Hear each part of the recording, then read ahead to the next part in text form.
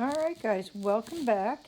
We're going to be looking today at um, why we need to know about nouns. We've studied nouns for about 2 weeks. We know every kind of noun.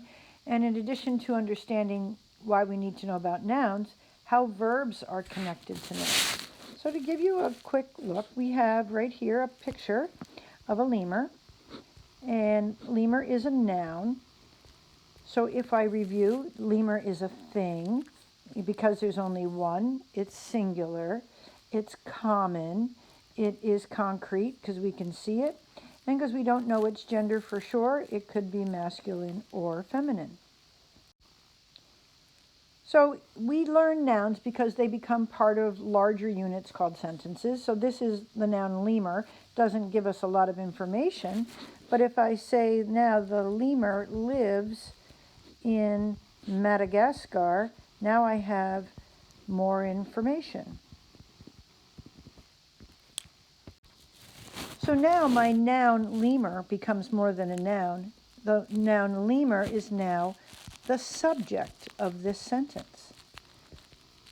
The subject of a sentence is always a noun. That's why we really need to know nouns, because nouns are the powerhouse of our language. They tell us who or what is doing something. So in this sentence, the lemur lives in Madagascar. The subject is the noun, and that noun is lemur. So the next part of it is we're going to get into, well, why do we need to know about verbs? Well, lemurs do things, and subjects do things. So in this case, what does the lemur do? It lives in Madagascar. So the subject is the noun lemur, and the verb is the word lives. What does it do? It lives. And lives is a verb. It's an action verb. And any verb that shows what the subject does is a fancy-schmancy new word that we'll call the predicate.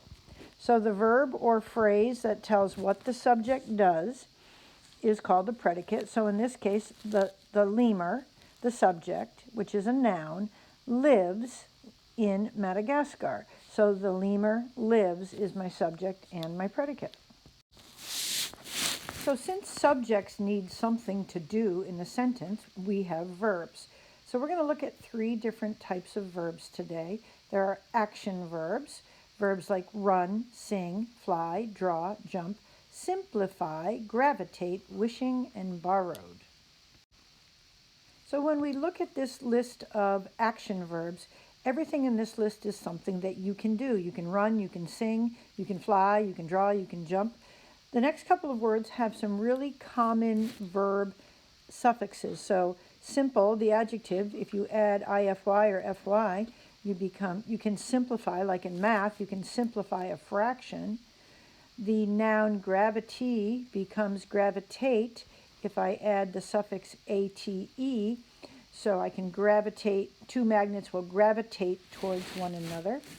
And probably the 2 most common suffixes that you'll find in verbs are ing, like I am wishing for a sunny day, or she borrowed my favorite sweater and spilled coffee on it. So while these nouns show action, they also sometimes require a little help. They need to have some sort of verb that goes with them to help a sentence make sense. So if we look at each of these verbs, some of them you can use by themselves, like I run every afternoon. That makes sense. The subject would be I. What do? I run. I sing terribly. I is the subject. What do? I sing. How do I do it? Terribly. But sometimes you need a little help, and we have these verbs called helper verbs. So for example, if I wanted to say, use the verb run, but I don't want to run right now, I could say, so in this sentence, I will run tomorrow. I need another type of verb in there so my sentence makes sense. If you say I run tomorrow, that sounds okay, but it really isn't grammatically correct. So you need the helper verb will. I will run tomorrow. So that's clear. It tells you what I am going to do. I still the subject. Run is still my verb, but telling you that it's going to happen tomorrow, I use this helper verb will. Other helper verbs include things like I am running, she is running, they are running, you will be running. So these are called helper verbs. They're added to a sentence when you're trying to show more information, especially giving a sense of time. The next kind of a verb is called a linking verb, or a verb that shows a sense of being. And when you hear being verb, well, what do you mean by that? Well, it describes kind of the state that you're in, and very often a linking verb describes the subject. So, for example, I am tired. There's no action in this sentence. Tired is an adjective. I is the subject. But what about me? What is it? So the word am is a linking verb, and I'll just use LV, that tells you what state of being I am in. And a linking verb's job is to connect the subject to information about the subject. So I am tired. If I do something, let's do with my shoes, that's my subject, are blue. Again, no action in this particular sentence, but my shoes is the subject. What about them? Well, they're blue, that's an adjective.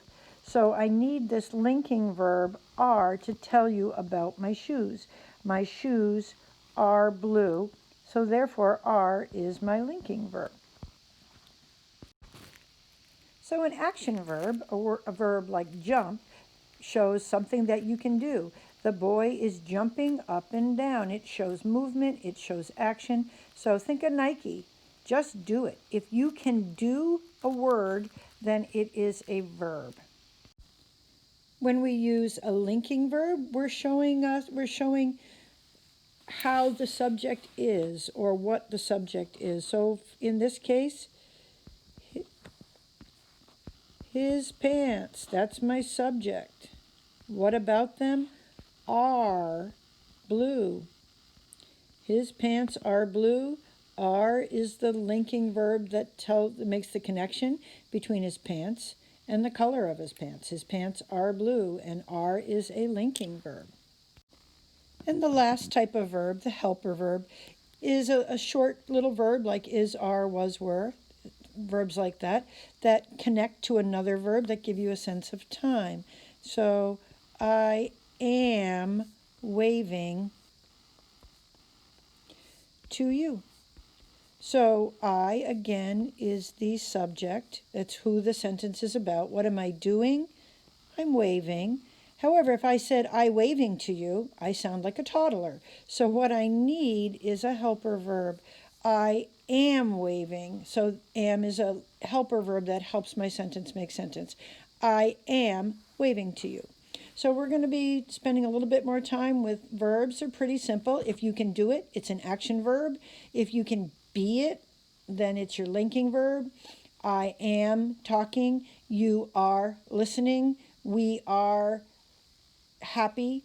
They are silly. So linking verbs really connect your subject to very often an adjective.